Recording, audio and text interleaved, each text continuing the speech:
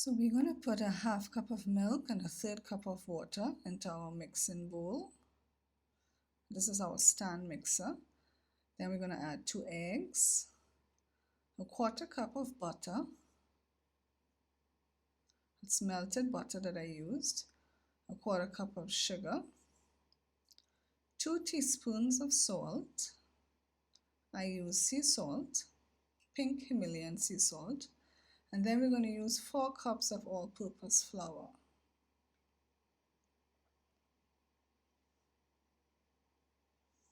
We're then going to put 2 1/4 teaspoons of instant yeast.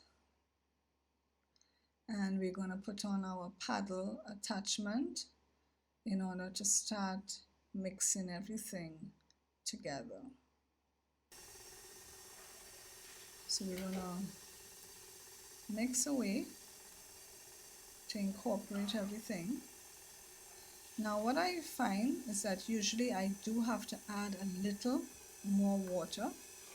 So you would see me doing that to help to bring the dough together, not much.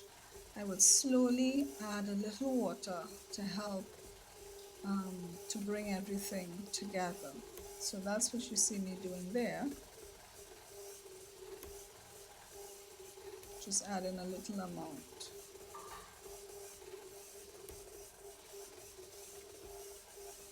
What I'm looking at is at the bottom of the bowl. I'm looking to see if I've seen any dry bits or if everything is coming together. Once I see that, then I will stop adding water. And then at this point, I'm going to change out my paddle and I'm going to put on the hook attachment instead in order to knead the dough.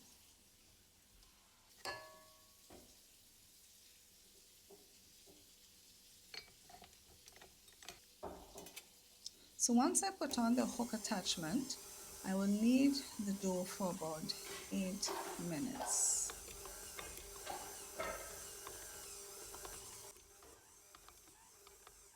So just put on your timer and leave it to do its thing.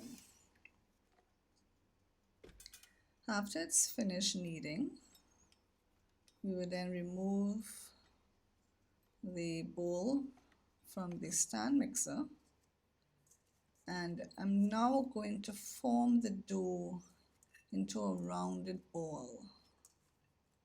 So I would actually use my hands to form a rounded ball, and I'm just tucking it under, and then I'm just gonna like turn it over and sort of seal it at the bottom, pinch it together just to get a nice rounded ball.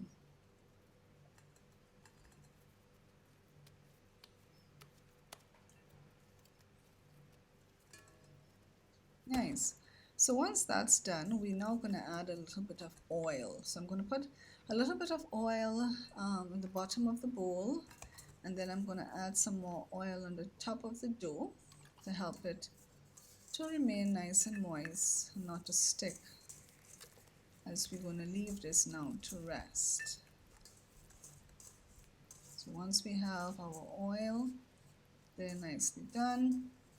I'm now going to get plastic wrap, and the longer you leave this to rest is actually the best.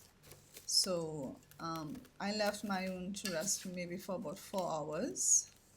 So if you're going to bake bread for dinner, you can start this process in the morning. So after you leave it to rest, you can see what happens. It gets nice and big. And now what we're going to do is flour our work surface, very lightly, not much flour, just a little dusting of flour on our work surface. And we're going to put our dough onto our work surface. And then what I'm going to do now is I'm going to cut this dough in half. So we're just going to use a knife there and cut it in half.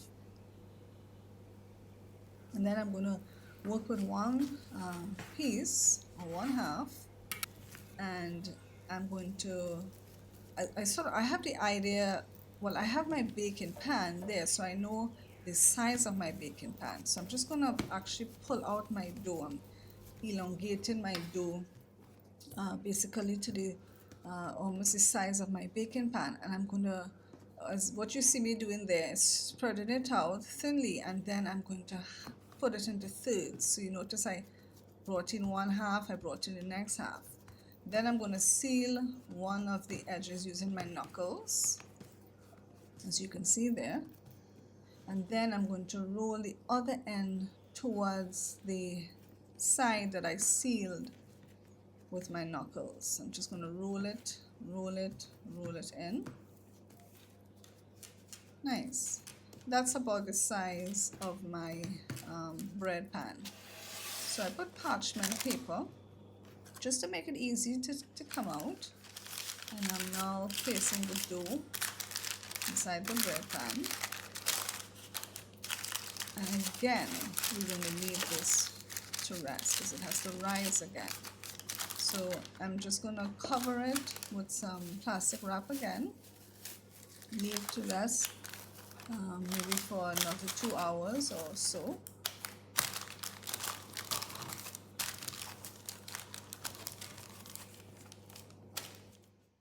Right, so that's it there now after resting. You can see how nicely it has risen. So now the only thing left to do is to bake our bread. Now because I have a tabletop oven, I'm going to put my oven at 350 degrees Fahrenheit and bake for between 20 to 30 minutes. If you have a conventional oven with the regular size, the big oven, you can increase that temperature to maybe 375, and again you would bake between 25 to 30 minutes. Now because again my oven is small, in order to prevent the top from getting too brown, I'm just putting some parchment paper on the top so the bread doesn't get too brown on top. All right, so there you have it, folks. Our bread is now completed. We want to leave it to cool, and that's it. So once again, thanks for watching. I hope you enjoyed this video. Don't forget to subscribe, hit that bell notification, and give the video the thumbs up. See you in my next video. Bye for now.